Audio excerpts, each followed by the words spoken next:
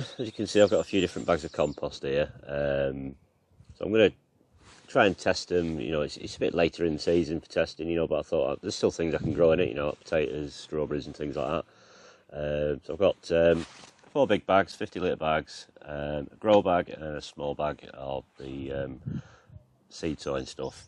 I probably will be sowing seeds in all of them at some point through this rest of the season. But how it came about was I got in touch with a few companies and that. Anyway, it was a local B&Q that ended up getting involved, and they said, you know, I said, like, you know, I'd had some problems with compost, and are you up for putting some up for testing, you know, that it'll be shown on YouTube? And they were really helpful. They straight away, no problem. I said, yeah, fine, call in store. So I thought it'd be great, because B&Q's nationwide, especially in the UK, and it's, you know, if everything works out okay, you know, most people who can't get to a garden centre, they'll know where B&Q is. So, you know, it wasn't a case of just putting their own brands to test. You know, there is some of their own, and obviously there's some other ones. You know, it's just a case of you pick the ones, and I'll try and get some results out of them. So we've got, to start from that end, we've got some of the just basically Westland. It's a mature plant compost, but it's got John Innes in it. Number 3. Then we've got this New Horizon, which is another Westland, which obviously it's supposed to be based more for vegetables, that, so we'll see. We've got some Westland multi-purpose with added John Innes. That's supposed to be, what it says here, apparently perfect for every life stage, so like I say, we'll see about that. And then we've got some, I suppose it's similar to the Verve stuff. I'm sure it's like one of their own in-house ones, but it's GoodHome multi-purpose compost. It says here, ideal for hanging baskets and seed trays. Grow bag is 27 litre, I think it is. It's another one of their own. It's just it's another GoodHome one. And then over there we've got some Verve seed and cutting compost. I think I've used that one a good few years ago now. As a lot of you know, I've used a lot of Verve over the years anyway, because as a lot of other YouTube grows, because I used to get the big 125 litre bags, and it was a good price, to be honest. You know, it's gone up a little bit, but it's still never really had any real problems with it, to be honest. So I'm not going to use this grow bag in a traditional way, where you cut your 3 slits in it and plant your tomato plants, cucumber plants, strawberry plants and things like that. I've got other plants for that. As of what I'm going to grow and everything, yeah, I don't know for definite. I'll see how far the compost goes, and obviously what space I've got, you know, because everything's kind of underway and I've not got a lot of space left. So it's going to be done in pots, obviously, because that's the only way I can kind of keep a check on what pots performing.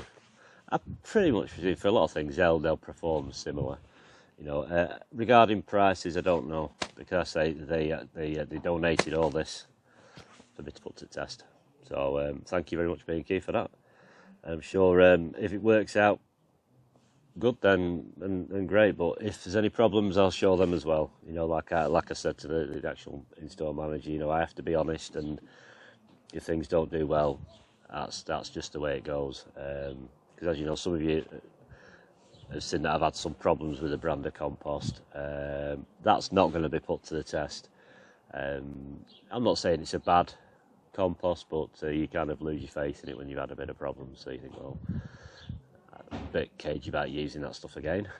I probably will at some point, I don't know. But right, so we'll crack on with getting some things planted, and we'll go from there. So some things have been planted today.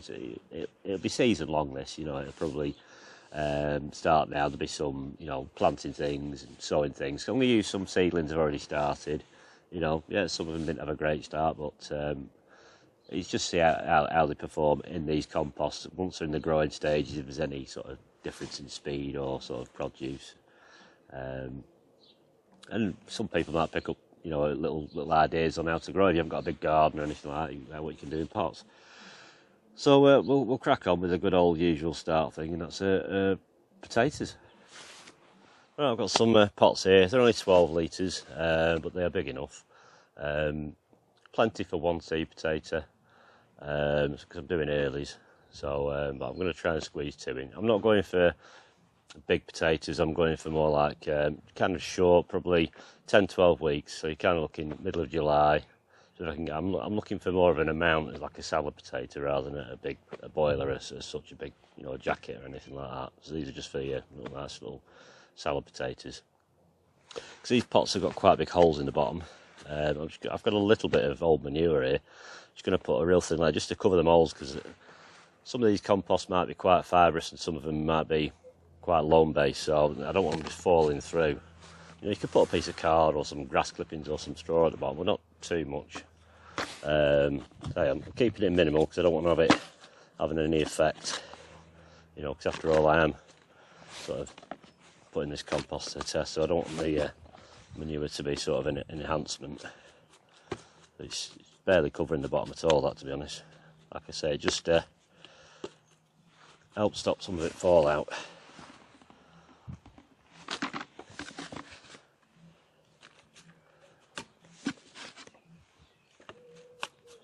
You know, I'm going to be putting a little bit of feed in, just kind of a general purpose, just bloodfish and bone meal. You know, because most composts only have feed in for, you know, 4 to 6 weeks.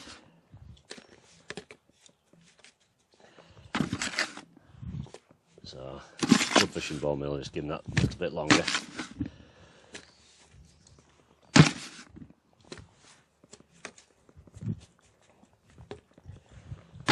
You know, you can get some of your own manure, rot it down, or buy some. Like I say, this is just my way of doing things to kind of block these holes up a little bit, because they have quite big holes, but you do need them to be free drained. Right, so we shall start with we'll start at that end. So this is the mature plant compost. So I'm not putting it through a sieve or anything. And it's quite loam based with grit in it. We'll have a closer look when I come to sell some seeds in it, but just a case of a good few handfuls in the bottom.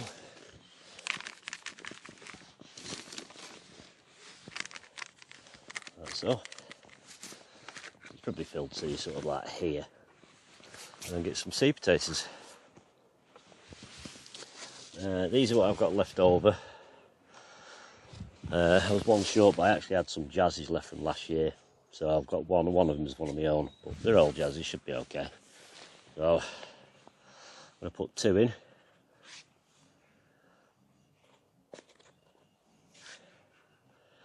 Like so. Make sure I've got the right pot for that. Yep, number 1. I've got them labelled. And simply I'm going to fill it up to this this recess line on the pot. Just being careful not to snap the chits off as I fill it up.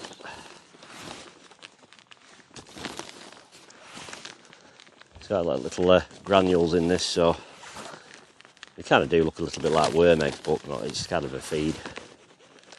Like I say, it's quite loam basis, so I'm not a fan of loam based for seedlings sometimes, because when you sow the seeds, you know, if you're not careful when you're watering it, can quite a big wet blanket. There's a few stones in it, but it's all part of the drainage. Looks like it just passed it, because it is going to settle down. And as usual, I'm not going to water these yet, because the compost is damp.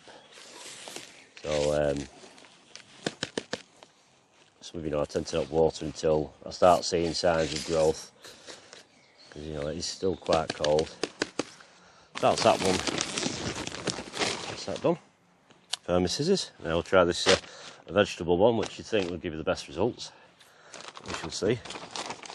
It'll be open. This is quite fibrous. This. Now, I don't mind fibrous compost, to be honest. Certain aspects, but you don't really seem to need to add things like too much vermiculite, you know, when you're sowing things. It's got all the little twiggy bits in it, and they help hold it all together. Same again. 2 seed potatoes in that.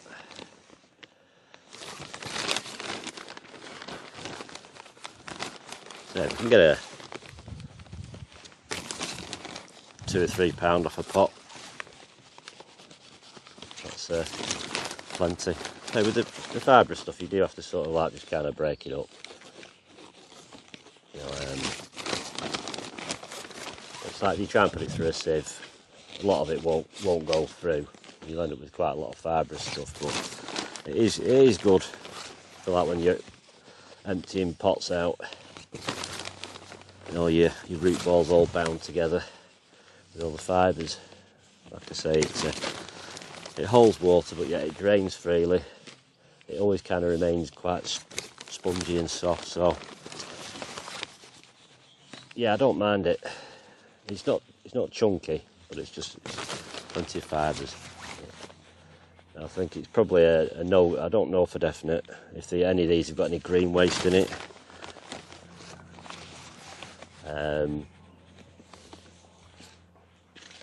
Like I say, it's kind of just going on that sort of, go into your local B&Q, grab a bag of compost, and just use that.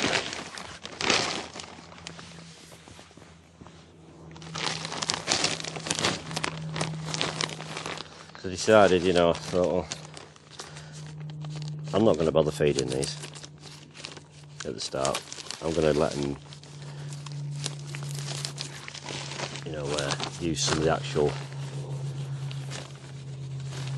energy out of the compost, and then I'll just I'll feed with tomato feed in about 6 weeks. At least that way it puts it to the test of just testing what's actually in the compost for the potatoes. And this is a bit in between. It's a bit like a mix of them two.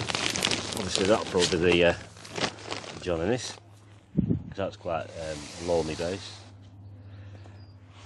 So I'm not knocking any chits off, as some more than others, but like I say, it's not a scientific test. It's just to kind of prove that they work. You know, but feel free if you're growing potatoes in pots, put some bloodfish and bone meal in, or some potato fertiliser. There's some big chunks in it, but I don't think the old tatties will mind.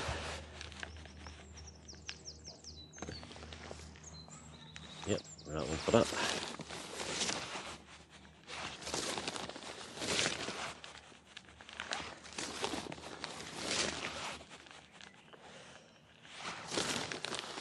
You know, in an ideal world, you'd sort of like put these pots into a bed, bury the bottom couple of inches, but I haven't got any free space, so we're just going to sit on the path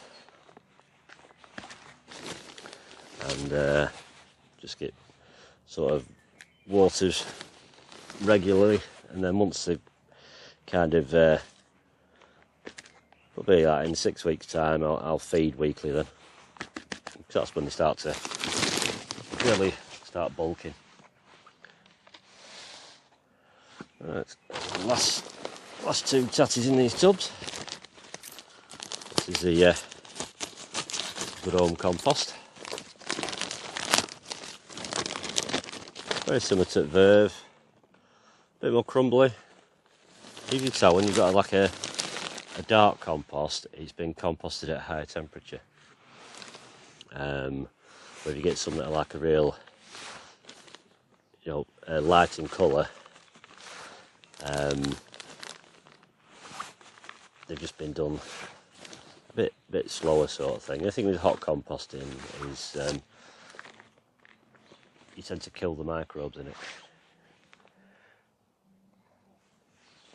because of the heat. Because that sort of sensible heat, you know, that kind of up to about 40-50 degrees. Anything after that, they'll move to the outside of the pile. It just gets too hot. But there's a mixture of sizes in this sort of stuff. It's not quite as refined, but like I say, with being a no-dig gardener, you generally get used to working with chunkier compost. It's a bit like your own compost that you make at home. It's all different sizes, it's not been all milled and everything, so.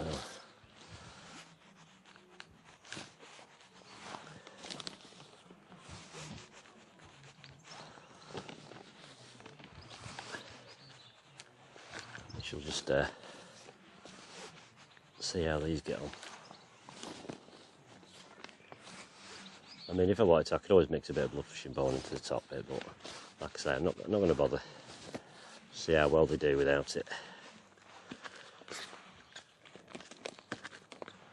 So they're all kind of, you could water them now, but I'm not going to water them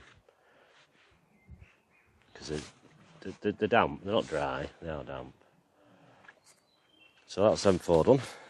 So we'll get on with putting some other stuff in now. Move on to the grow bag now. Numerous things you can do with a grow bag. You can empty its contents into a pot, use it like a conventional way. That's a thing that a lot of people don't tend to do. They don't spend the time breaking it up. You know, and grow bags you do need, some more than others, are really good at breaking up.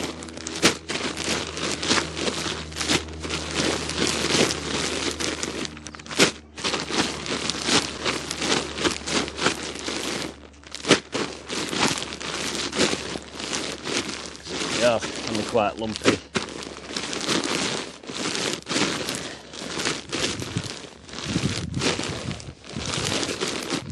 You know, it's worth spending that bit of time to plump it up. So you've got a plant in there.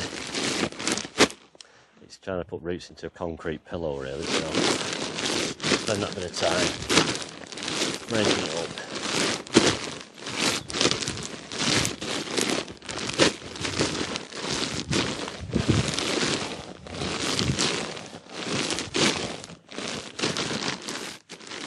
Right, what I'm sort of thinking of doing with this is I'll do some potatoes in it. Something that I've not seen done for many years, to be honest.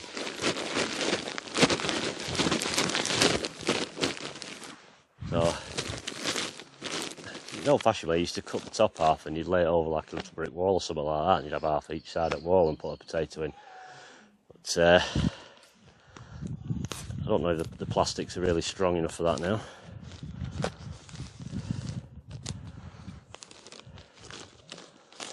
But, yeah, you could always put a bit of tape on the back, but yeah, you could hang that over something if you like to. But like I say, I'm going to treat it like two pots. You could empty it out and turn it inside out. Obviously the black will take on heat. I'm just trying to do this without falling over. Get one out of the way. You know, so there's about 30.5 litres in each sort of section. I'm going to put my hands in, rough it up a bit.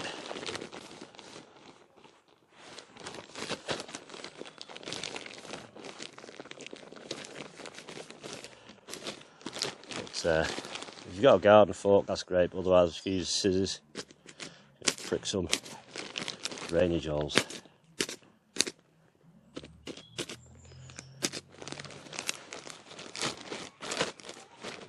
Like so. And then I'm simply going to rummage my way right down to the bottom.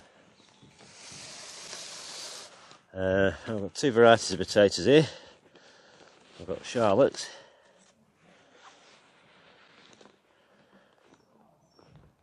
That's one right down there, that side.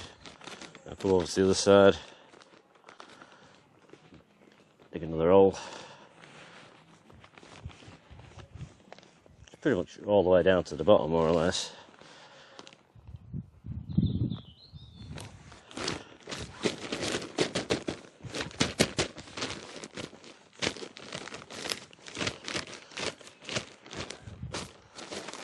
And that's it really. And all I would advise to do, if you've got any straw or if you mow your grass or anything, is just add a layer to the top. I say there isn't a lot in there, you know, one would have been sufficient.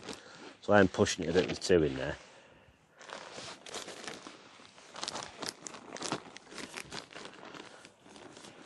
Same this, just have a few holes.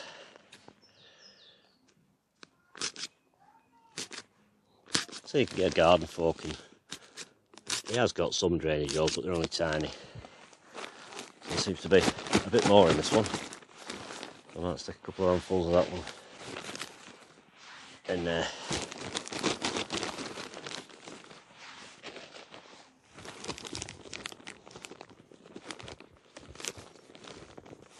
So it's just getting your hand in and making sure there's no big hard lumps in there.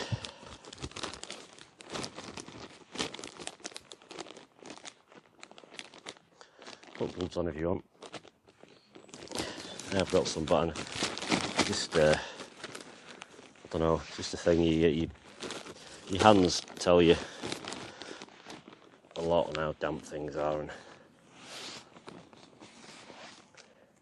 so you got to just be careful if there's any bits of glass or anything like that, you know. But then again, these are Duke of York, these ones.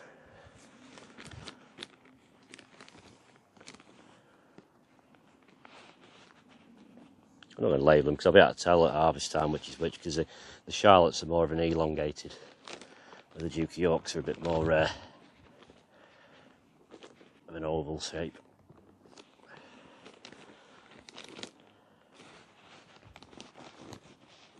Then again, all the way down to the bottom. That's all.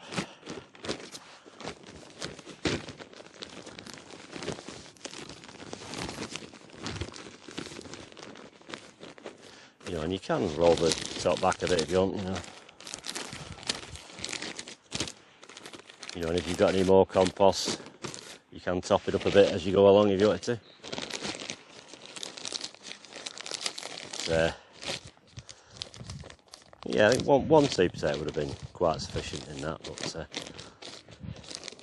we'll see. As you see, no food in there, it's just a grow bag as it is. Like I say, I'll probably mulch that with a bit of straw or some grass clippings just to stop it drying out. And it's as easy as that really. So, like I say, you could put a tomato plant or a pepper plant or a cucumber plant in it like that, that's fine. Or a strawberry plant and let it climb over the top. Like I say, it's like a pot in a way, rather than having a big concrete slab. It's fine to use it like this.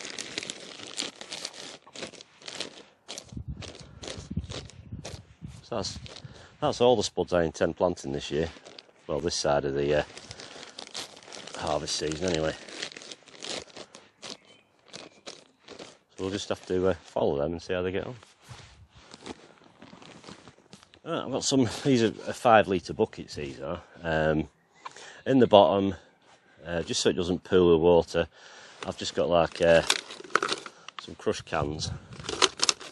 It's not everybody's ideal choice, but you haven't got any bits of slate or anything. That's just scaffold netting to just hold a bit of the compost up. It's just so they don't fill up with water at the bottom and get clogged up so much. The wet pots, you get a thing called vine weevil can be lurking about, so I just kind of do that as a bit of a precaution sometimes. Right, so while I'm up this end, we'll start up here first of all. I'm going to put some strawberries in. Here's just some runners I've sort of overwintered. They're not the best condition, but they should get going. You know, they are getting desperate for water. I'm just going to carefully put that in the middle to sort of make sure the net's all spread out.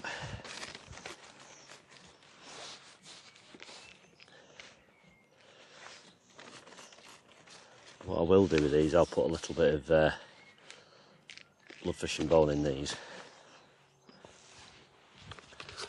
This scoop holds 2 ounces, so I'm just going to put not even an ounce, probably 1/4 ounce, half an ounce in that.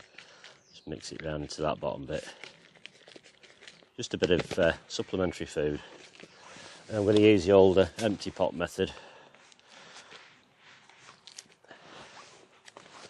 a little bit more in there yet.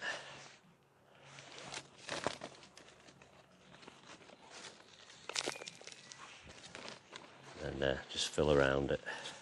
You can just fill around the plant, but it's trying to avoid burying strawberry plants deeper than they actually are. You want the crown rotting off. And this will test the actual water retention of the compost, because strawberries can get quite thirsty when they're in full swing. You know, and the other thing I'm going to be growing in this compost will be courgettes. And they are a pretty hungry plant, they are.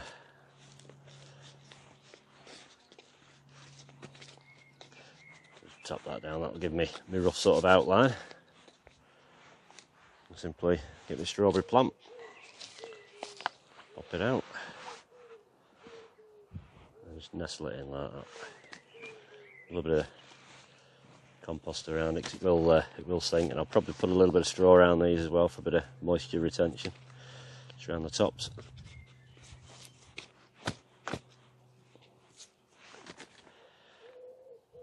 Because these will get watered today to give them the right good water until it comes out the bottom, and hopefully that'll keep them going and get them tapped in.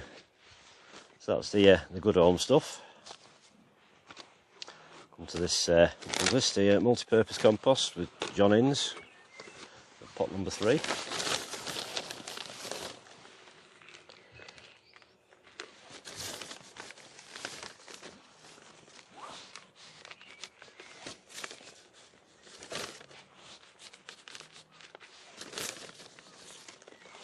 Don't feel bad stuff, this, to be honest. So it's got a few stones in it, but it's more like gravel, really.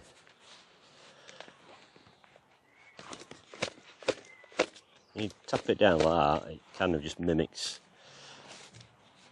sort of the natural process of gravity.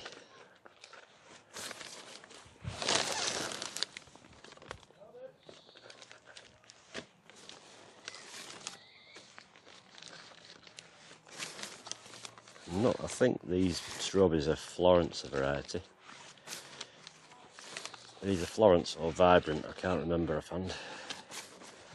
So they're a couple of years ago I got the plants, and they've never actually spent any time in the ground, so I've just been running a few off each year. And these got a bit of a walloping from vine weevils last year, so I've got some little strawberry planter things, and then I've got to get it waterlogged.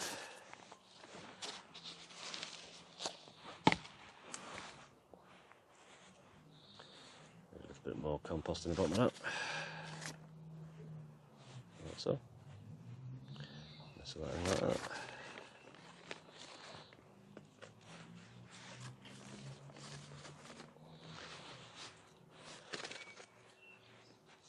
Sometimes it's not a bad thing when it gets hot and sunny like this, if you can place a pot somewhere behind a little wall, it keeps them, the roots a bit cooler.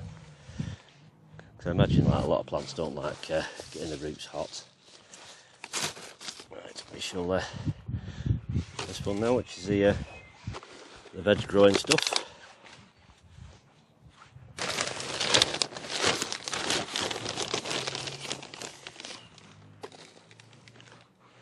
You know, it does remind me very much of like what you get in the old-fashioned Tomarite grow bags. This is similar sort of fibrous consistency.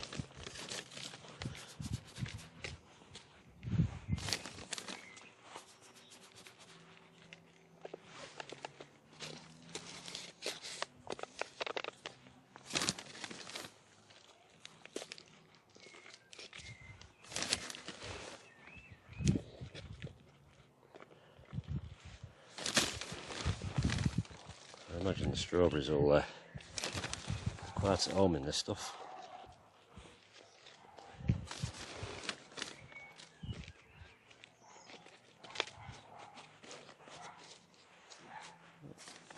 bit of compost in the bottom there.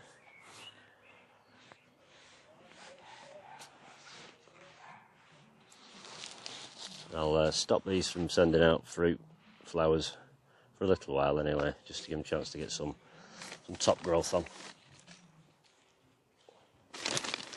As soon as you start putting flowers out,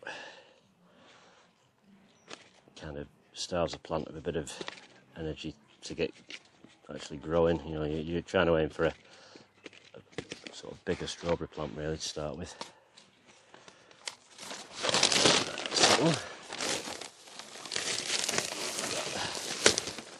Heavy stuff is that.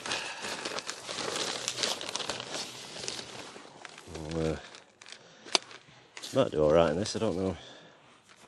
I've not put any bloodfish and bone in them. But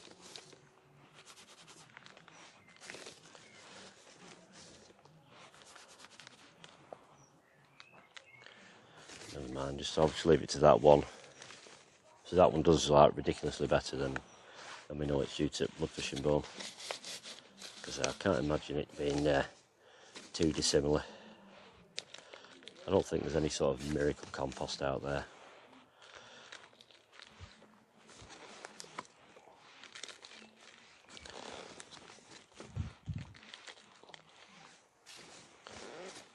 Just having something that the plants are happy to sit in. Don't get too wet. And you give them a bit of a feed now and then, they'll be happy as Larry.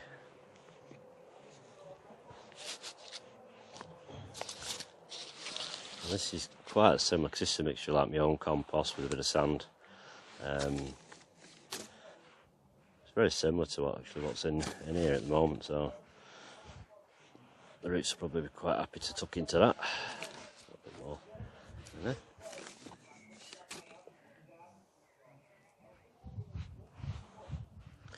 Just slow that down in that, and just top up around it.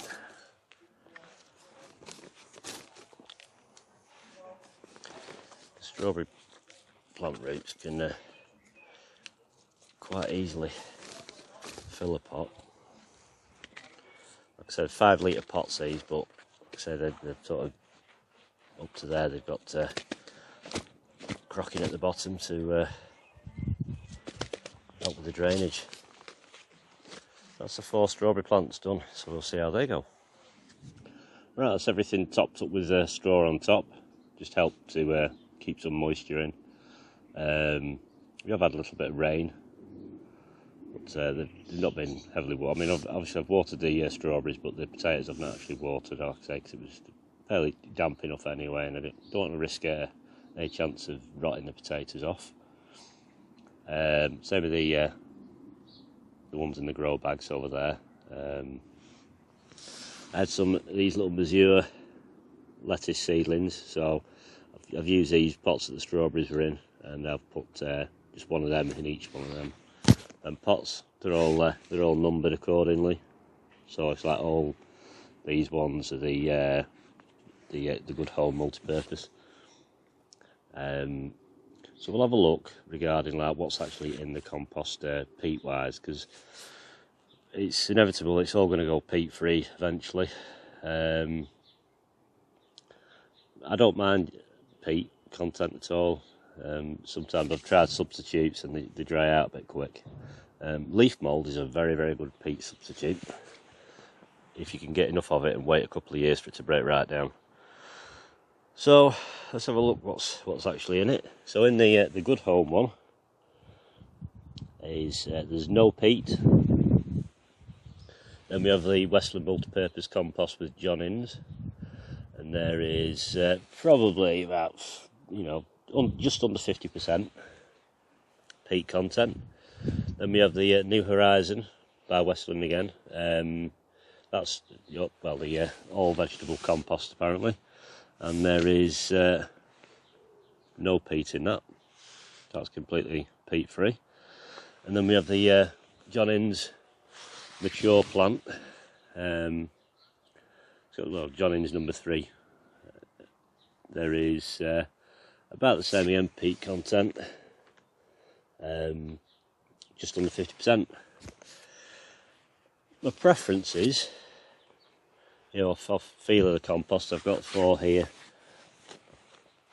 I've got this is the GoodHome one. Nice and dark. There's a few twigs in it, but I don't mind that at all. you know, it shows it's what's actually in it to a degree. You know, that is it's just basically composted materials, nothing untoward in there, not chunks of rubbish or anything like that. And we have the this one with the which one's this one? The John Innes in this. Yep, multi-purpose. It's got sand in it, probably a degree of, obviously the John Innes like a loam based. It's not too bad. A little bit of fibre in there, but nothing untoward, you know, or too hefty. This is the actual vegetable based one, New Horizon. Very fibrous, but I don't mind this. You know, it's, yeah, fair enough, it's not great for putting through sieves and things like that, but it's not heavy when it's wet, if you know what I mean. And then we have this actual mature plant. This to me is it's very fine particle, very sandy. I imagine when this gets wet, it'll be very, very heavy. So obviously it's for mature plants, so I wouldn't like to sow seeds in that, because like I say, when you water it'd be quite dense on top. Okay, they're really shallow, maybe, you know, like things like petunias and strawberries where you just keep it damp and put them on top. Shouldn't be too bad. I think overall my favourite to actually sow in would probably be this GoodHome one. It's soft and it's pretty fine. It's got some bits of like, it must be like a coconut fibre, but not too much of it. So it all helps bind together, which, and all these little twiggy bits, they allow drainage and air. But I quite like that, to be honest. It's dark, which, you know, sort of signifies it's been composted at a fairly high temperature. You know, but yeah, I quite like that one.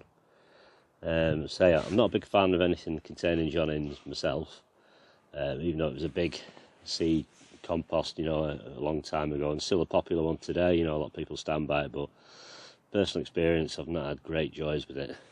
Like I said, this one isn't too bad. It's like it's not got a lot of it in, but we shall see. Like I said, I'll be sowing some seeds in this stuff later on in the season, when I probably sow my next lot of brassicas to see. But so it's just a case of waiting to see how things grow. Right, so that's it for this first little bit of planting up, to put these obviously to the test. The grow bag, see how that goes. There's no peat, it's a peat-free grow bag, so we'll see how them potatoes do in there. Just got to be careful, make sure they can drain, because we are forecast some rain, so, and it's still cold, which you risk, obviously seed potatoes can rot off. But I imagine the strawberries will be okay, everything else will be fine. And we'll just see how they grow, and there'll be regular updates. And anything else that I do with these, you know, because obviously there's enough in each bag for me to put something else to the test in a pot. It'll be probably peppers or courgettes, so I shall decide when the time comes. You know, I've got pepper plants that are kind of ready, nearly. Courgettes, I'm due to sow, so we shall decide then. So thanks for watching, take care, and I'll see you next time. Bye bye.